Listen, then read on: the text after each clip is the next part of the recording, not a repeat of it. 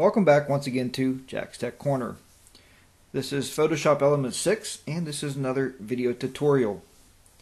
Just a special note, this will be the last video tutorial until the following Sunday. Hopefully the following Sunday I'll be able to get another video up. This next work week I'll be very busy at work and I will not be getting any more video tutorials out until the following Sunday.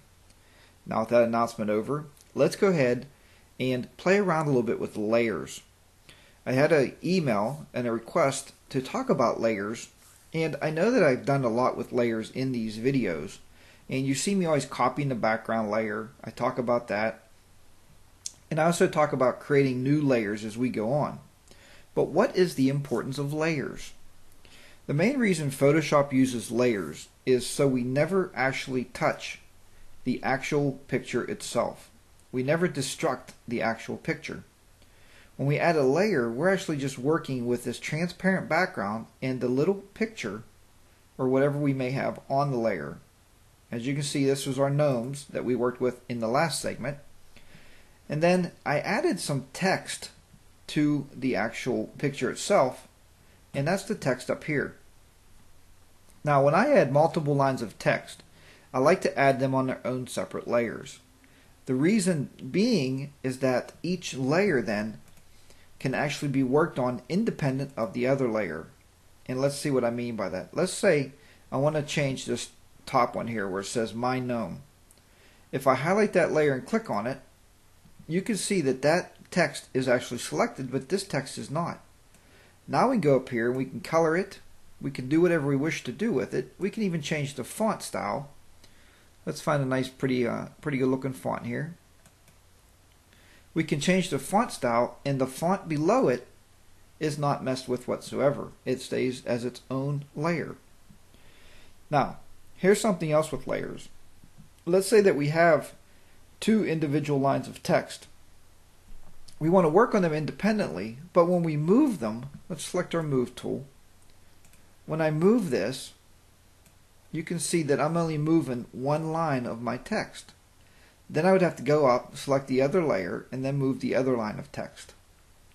Well, instead of doing that, probably wherever I have My Gnome and I want collection with it, I probably want those together. So what I would do is just simply go over here, click on this one, Control click on the next one, or Command click on the Mac, and then we're going to click this little chain link. See where it says Link Layers? Now those layers are actually linked together. Now if I use my Move tool, watch what happens. The text will move together. I don't have to move them independently, and I can put those wherever I want them to be. The next thing, to unlink these, all we do is have them both highlighted again and click the chain link once again. Now they're not linked any longer. Now let's say if we wanted to take the collections text and we wanted to do some fancy bevels on it like we did in the past. What we do is select our bevel and then we'll click on Apply, and as you see that applied the bevel right to that actual text itself. And remember now we have over here we have a layer style. We can double click that layer style and we can work on just that individual layer without destroying any of the rest of the actual picture. Let's go ahead down here or up here and add a glow. We're going to give it an outer glow. You can see now we can bring it up a little bit. We can bring that glow up. We can make it glow a little bit more, just to give it a different look than just that straight text on there. I never really liked the straight text. Yeah, right. With the bevel, we can actually increase the bevel a little bit. You can see we can pull it up or down. And then let's click OK on that, and that looks pretty good. Now we'll go to our next layer, which is the top, My Gnome. We're going to do the same thing there. We're going to add a bevel, but maybe I'll add a different kind of bevel on this one. Now let's go with this one. Click Apply. Now you see it's beveled up. Double click on the style, and once again we can work on that individual style. Let's do a glow on this one. glow it. Now inner glow is just that it's inside. Outer glow means it's on the outside edge. We can change the color. Let's make it like a reddish type of color. And then we can increase the size so you can see it. So you can see that there. And the opacity, remember, is how much we can see. It's how much is going to show on top of the layers. Then we can also give it a stroke color if we want. Now you see we have a stroke color, which is coloring the lines around the letters. We can increase that size if we wish to really big or just really small. Click OK. Now, so as you see, that's the importance of the layers. The layers, we can do different things with multiple layers.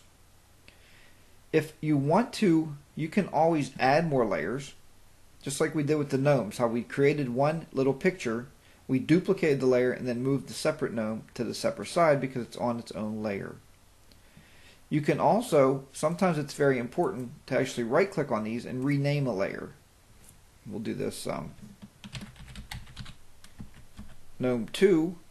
And when you get more and more layers in your layers palette over here, you're going to start getting really confused. So you have to start labeling them so you know what they correspond to in your actual picture.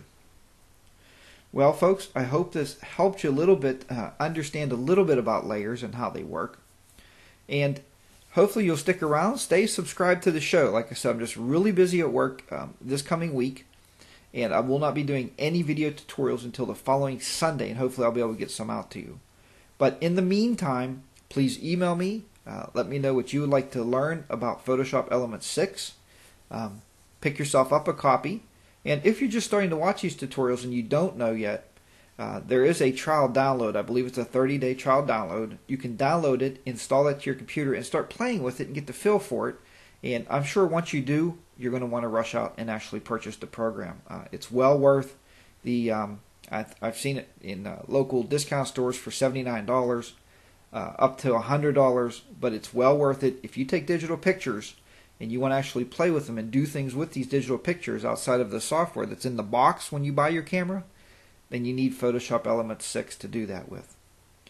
So until next time, if you know anybody else taking digital pictures, please tell them to subscribe to the videos. I will be doing a lot more videos on here, and I'm planning on also doing a series for some iPhoto stuff if you're into the Macintosh, just to show you how iPhoto will work to do some basic edits with your pictures and to give you a feel for that. My name is Jack, and I enjoy doing these videos for you, and like I said, stay subscribed, post those comments, and if you get a chance, go over to jackstechcorner.com and sign up for the forums, and then we can chit-chat back and forth in the forums. And I usually even get time to check those through the week, so maybe if you have a question, pop it in a forum and we can talk back and forth that way. So that's it for this week. Take care, and I'll see you next Sunday. Bye for now.